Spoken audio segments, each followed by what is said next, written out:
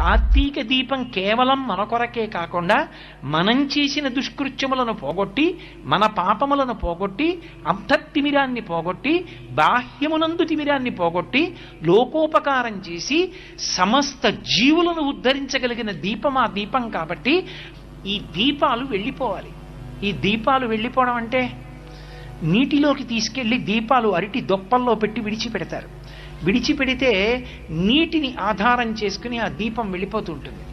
దీపం విడిచిపెట్టానండి అంటారు. ఈ దీపం వెళ్ళి ఎక్కడో ఇంకో దీపాన్ని కలుసుకుంటుంది. అలా వెడుతూ వెడుతూ అది నిధనం అయిపోతుంది ఆ నీటిలోనే. ఆ గంగ ఒడ్డున నిలబడి చూస్తుంటే అసుర సంధ్య వేళ అయ్యేటప్పటికి నిజంగా ఆ దీపాలన్నీ నదిలో వెళ్ళిపోతుంటే చూడ్డానికి మహాముచ్చటగా ఉంటుంది. దానికి అసలైన తాత్వికమైన అవగాహన ఏమిటంటే, కుంతీదేవి భాగవతంలో అడుగుతుంది కృష్ణ పరమాత్మతోటి, యాదవులందు